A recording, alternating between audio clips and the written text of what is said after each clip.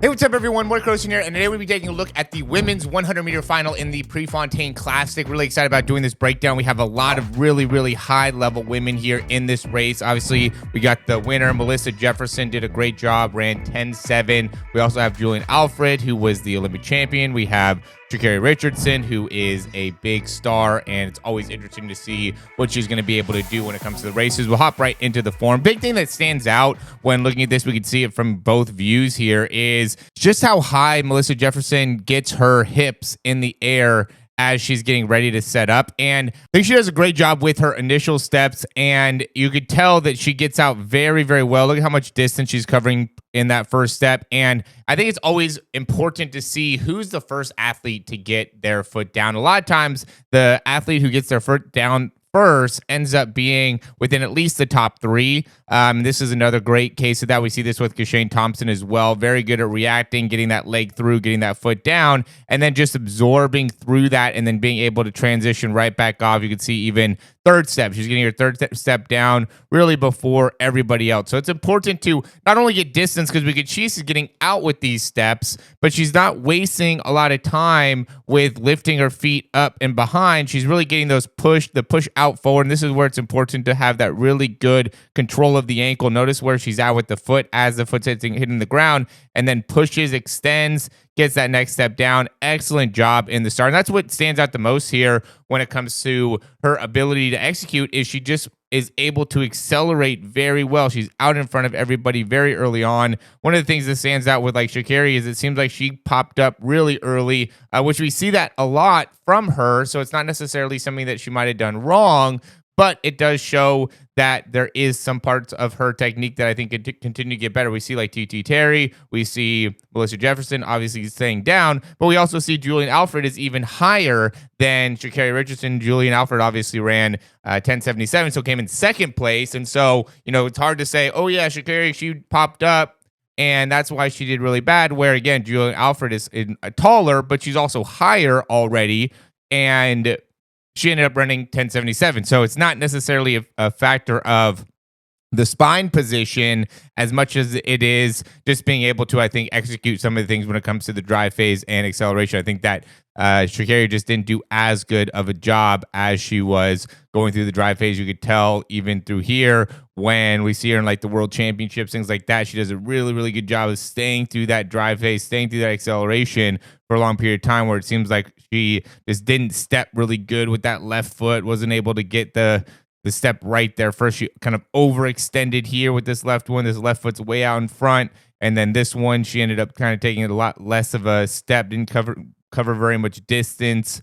and just was very much on the heel there. And that's the thing when it comes to this, is a lot of times, I mean, we've seen people like Usain Bolt and Noah Lyles and guys like that are able to sometimes recover from not a great start. But we also see times where those types of athletes and many athletes have just not been able to recover from not having a great start, especially those first 3 to 4 steps. If you're not able to get those steps down, it really impacts your ability to get to top speed. And I think that's just what happened here with sha'carri. We also saw this in like the Olympics. If you're not able to get those first few steps down, then it's just hard to be able to accelerate. It's hard to get to that drive phase, hard to be able to get all the way through into the top end speed. And so making sure that you're always working on that and just getting into the habit of what that should feel like really makes a big difference when it comes to these bigger races. And this is why a lot of these athletes are competing more often, right? Because it's July. We don't have the World Championships till September. Obviously, we have the U.S. trials in a few weeks. But what ends up being important is just being able to get some of these steps down. Obviously, you want to win these races. You're not in there to lose. But when you go and have this type of experience, then you could learn and get better. And I think a lot of times, if you're just too afraid to fail, too afraid to make mistakes, not willing to take a look at some of the issues that can improve or areas that can improve within the body, then that ends up being a bigger issue than being able to go out and, you know, yeah, she ran 11.1, which is obviously not her best showing and not anything that she wanted, but she went out there and now has some things to work on, now has some things to learn, and nothing is more motivating. A lot of people know this by when you're watching this video, is getting your ass kicked, right? Coming in last place in a race that, everyone's kind of watching. All eyes are on you. Whenever sha'carri Richardson is competing, big time Nike athlete, everyone is watching her. And so the fact that she went out and came in last place is, I think, probably great motivation for her to continue to get better and continue to train. Now let's look at Melissa Jefferson. So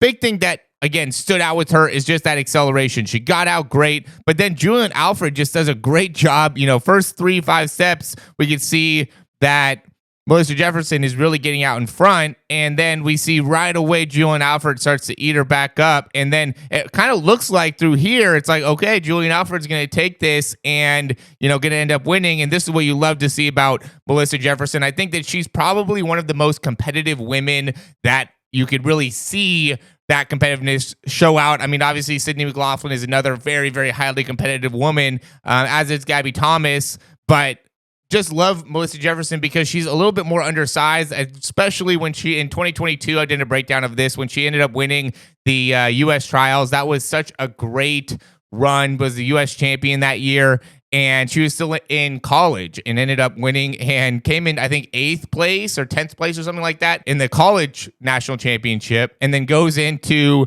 the U.S. trials and ends up winning it, being the U.S. champion that year. And that the competitive just shows. Again, Julian Alfred, Olympic champion, bigger, stronger, could even make the argument faster. And she's going, it looks like she's going to go in easily past Melissa Jefferson, a little bit shorter, definitely not as well known.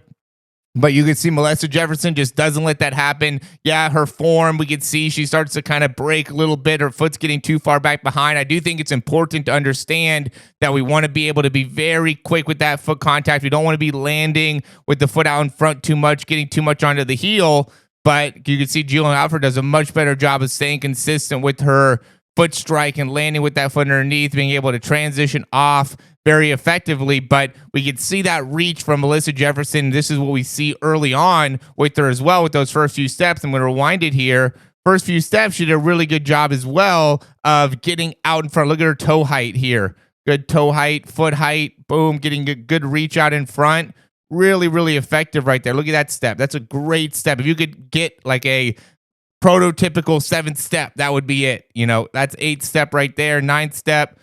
Again, prototypical 10th step. That's what it would look like. So did a great job building up that front side, and so we could still see that at the end, but didn't do a great job with her transition off the ground. Could still get a better job with her like backside mechanics, and that just is one of those things where, and Julian Alfred could probably get better with her front side and being able to maintain that forward position. I think that she probably didn't get as much of a push here at the end. She probably wanted to win the race, but didn't want to like overexert herself, where you could tell Melissa Jefferson, she's like, I'm not losing this race. I'm not getting beat by Julian Alfred. I'm going to go and finish. Definitely love to see that. Marie Talu also did really good. She ended up running a 10.9. I think this is definitely one of the best women's fields that we've seen. I mean, almost feel like I say that every year at this point, but it's just crazy because there's always just new women that are coming out that I think are going to be very effective or very good and going to be able to compete at a very high level.